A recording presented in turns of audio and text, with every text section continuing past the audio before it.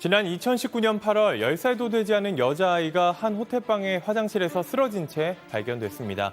아이 아버지가 신고했고 병원으로 옮겨졌지만 결국 숨졌습니다.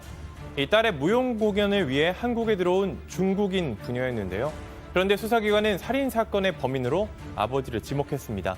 부인과 이혼하고 동거 여성과 함께 지냈는데 이 여성과 공모해 딸을 살해했다는 겁니다. 두 사람이 주고받은 메시지 내용이 증거로 제출됐습니다. 여성은 이 아이를 마귀라고 하면서 살해해야 한다고 말했고 남성은 오늘 밤 필히 성공한다며 답장을 하기도 했습니다. 1심 재판부는 유죄로 보고 징역 22년을 선고했습니다. 하지만 항소심에서는 반전이 벌어졌는데요. 이 남성에게 무죄가 선고된 겁니다. 대체 무슨 이유에서일까요? 욕실에서 숨진 딸, 살인범으로 몰린 아버지, 사랑에 눈이 먼 잔혹한 살인마일지 안타깝게 딸을 잃은 피해자일지 오늘 사건 엑스파일에서 파헤쳐보겠습니다. 자, 이 가족 여러분, 이번 사건 좀 주목해 주십시오. 정말 많은 좀 생각이 저도 이 방송 준비하면서 내용을 봤더니 좀 이런저런 생각들이 좀 들더라고요. 자, 다시 한번 정리를 해보겠습니다. 호텔방에서 딸이 숨진 채 발견됐고 함께 있었던 아버지는 살인범으로 몰렸습니다. 자, 이거 좀 다시 한번 좀 정리를 해보죠. 이게 2019년 이제 8월 6일에 이제 40대 중국인 남성과 7살 딸이 한국에 들어왔습니다. 이제 딸이 무용 공연이 예정이 돼 있었는데 아버지와 딸이 조금 며칠 일찍 들어와서 이제 관광을 하려고 했던 상황이었고요. 일단 이 이튿날 바로 이제 한국에 들어온 이튿날 한강 가서 유람선도 타고 그리고 호텔에 들어갔습니다. 이제 이 남성, 이 40대 남성 같은 경우에는 자정이 조금 넘은 시각에 딸이 잠들어 있는 것을 확인했다라고 진술을 나중에 했는데 딸이 잠들어 있는 그 확인하고 방을 나와서 흡연구역으로 이동해서 뭐 전화 통화도 하고 미리 들고 나온 맥주를 가지고 로비에서도 좀 마시면서 한 40여 분, 1시간 가까이 이제 시간을 보낸 다음에 돌아왔습니다. 그런데 여기 돌아와 보니 딸이 욕조에서 숨져 있었다라는 거죠. 그래서 이제 신고를 했고 호텔 직원과 구급대원이 이제 들어와서 이 딸을 이제 병원으로 옮겼는데 결국 이제 숨을 거뒀습니다. 일단 이 부녀 관계에 대해서 한 번 더 짚어보면은 일단 2007년쯤 결혼해서 10년 정도 결혼 생활하다가 2017년쯤에 이혼을 했고요. 근데 그 이후에도 이 전처와 사이에서 나온 딸을 상당히 자주 만났습니다. 단둘이서 여행을 다닐 정도로 상당히 이제 친밀한 부녀 관계였다라고 하고 하지만 이제 동거 여성이 있었는데 이 여성 같은 경우에는 계속 이제 이 딸 때문에 자신이 좀 안 좋게 됐다 이런 식으로 안 좋게 보는 상황이었습니다. 이런 와중에 사건이 벌어졌던 겁니다. 그러니까 이분 동거 여성이 이 딸 아이를 무슨 악마라고 막 이렇게 부르기도 했었다면서요? 자, 그런데 여기까지만 대강 분위기를 보면 경찰이 당시 판단했던 것처럼 아버지가 딸을 어떻게 해한 거 아니냐라고 볼 수도 있을 것 같은데 그렇게 봤던 근거가 뭡니까? 방금 말씀하신 악마라고 칭했다는 점들 그거? 여러 가지 이유들이 범행 동기가 있다고 봤어요. 살인 사건 보통 범행 동기가 무엇인지 중요하잖아요. 그런데 아버지가 딸을 살해할 만한 이유가 있었다고 수사당국은 판단했습니다. 그 이유는 딸을 마귀라고 부르는 동거 여성, 지금 그 아이의 아버지와 동거를 당시 하고 있던 여성이 문제였다고 판단했어요. 왜냐하면 딸을 싫어했는데 자신이 유산한 것도 딸 때문이다. 그렇기 때문에 나는 좀 어떻게 할 수가 없다. 그래서 딸을 보려고 전처 사이에 낳은 딸을 보기 위해서 아버지가 가는 것도 싫어했답니다.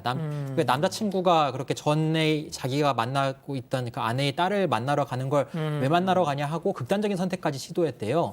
그러다 보니까 결국에는 살해했지 않았겠느냐라고 단정을 지었고요. 결정적으로 문자 메시지 내역들 이런 그 대화 내역들을 봤습니다. 그랬는데 두 사람의 대화 내역, 현 동거 여성과 그 아이의 아버지 사이에서 심상치 않은 대화가 있었어요. 그러니까 뭐 처음에는 익사로 위장 가능할 욕조가 있냐 물어보니까 한국 호텔엔 욕조가 있다 이런 답변을 아버지가 했고 그다음에 지금 보시는 것처럼 강에 던져서 살해해라라고 했더니 오늘 필히 성공한다 이런 식으로 메시지를 보냈다는 겁니다.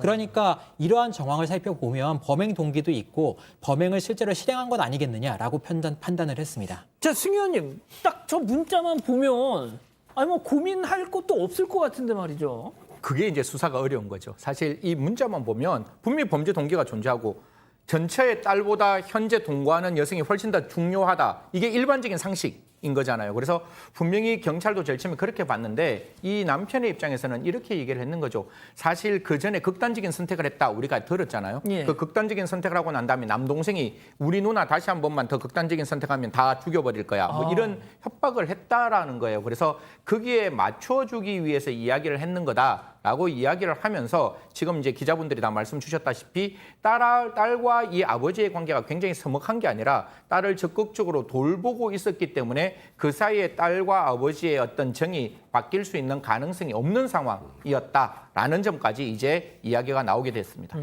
자, 그래서 1심 재판부는 수사기관 판단이 맞는 것 같다 이렇게 판단을 했어요. 네, 유죄로 판단했습니다. 전부 인정했어요. 범행 동기도 있다고 봤습니다. 왜냐하면 호텔방에서 아이가 숨진 채 발견이 됐는데 그러면 거기 들어간 것은 아버지 외에는 없지 않겠느냐. 그리고 부검 결과 사인이 경부 압박에 의한 질식사의 가능성이 나왔기 때문에 그렇다면 범인은 아이의 아버지일 것이다라고 판단을 했고요. 그렇게 판단한다면 그럼 범행 동기도 봐야 되잖아요. 근데 범행 동기가 자신의 연인, 동거를 같이 하고 있는 여성이 싫어한다는 이유 때문에 아이를 살해했다? 그러면 죄질이 무겁지 않겠냐라고 판단하면서 징역 22년을 선고했습니다.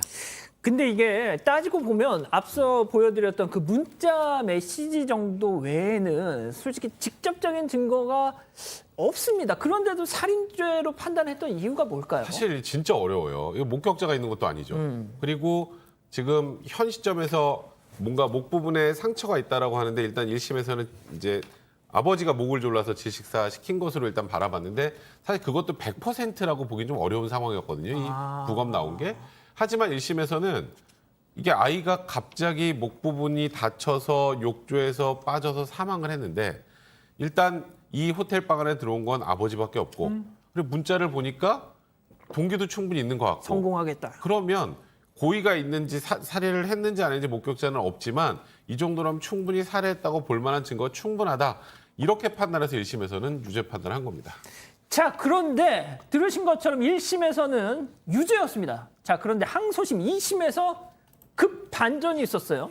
네, 맞습니다. 이게 사실 두 가지를 가지고 살인죄에서 보통 다 유죄 판결하는데 첫 번째 말씀드렸다시피 이 아이를 죽일 만한 아버지의 동기가 없었다라는 이야기를 하는 거죠. 여기에 가장 중요한 건 전처의 이야기가 나와요. 만약에 내가 그 둘 사이가 안 좋았다면 해외여행이나 국내 여행 가는 걸 나는 허용 안 했을 것이다. 두 사례가 그렇게 좋기 때문에 아버지가 아이를 보호한다는 점이 명확했기 때문에 그 전체 입장에는 자기가 키우고 있던 아이를 그 아버지에게 돌려가서 아버지에게 보내서 여행까지 시켰기 때문에 그런 어떤 아버지와 딸 관계에서 살인을 저지를 만큼의 동기는 없다라는 거와 방금 변호사님 말씀 주신 대로 아이가 사망했다는 점이 명확하게 그러한 경부 압박에 의해서 사망했다라고 밝혀지지 않았기 때문에 법원의 입장에서는 과연 이게 사건인지 사고인지 확인하기 어려울 때는 거듭 말씀드리지만 의심스러울 때는 결국 피고인의 이익으로밖에 판단할 수 없었다. 이렇게 말씀드리겠습니다. 사실 무죄가 아니라 입증의 부재라고 보는 거죠. 입증 부재로 인한 무죄라고 보는 거죠. 근데 제가 이제 관련 기사에 달린 댓글을 보면은 대부분 하시는 말씀이 이거더라고요. 성인도 아닌 7살짜리가 자정이 넘은 시간에 목욕을 한다. 뭔가 좀 어색하다 이런 지적을 해주셨고 또 이제 저희가 앞서도 소개를 해드렸지만 그 성공적 오늘 기필코 성공한다 이 문자 이게 좀 너무 걸리는데요 이거. 네, 그런 내용을 보낸 건 맞거든요. 근데 재판부도 전체적인 걸 본 거예요. 이 여성, 동거 여성과 이 피고인이 주고받은 전체 내용을 보면은 여성은 계속 이 아이를 어떻게 해라. 이 아이 때문에 내가 2번이나 유산을 했다. 막이다. 뭐 이런 얘기를 하지만 뭐 이 남성 같은 경우에는 우리 진정하자. 그런 얘기 하지 말자.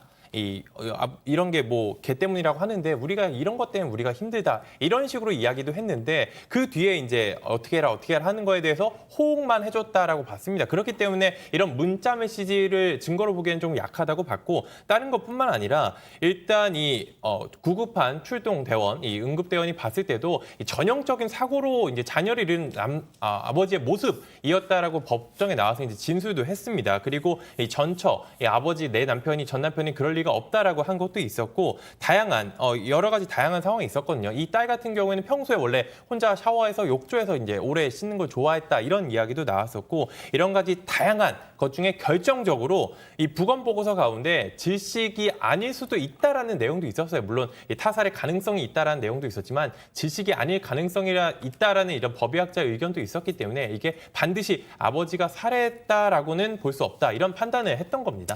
알겠습니다. 이거 뭐 대법원 판단을 좀 남겨놓고 있는데 좀 지켜보기로 하죠. 자, 이렇게 정리하고요.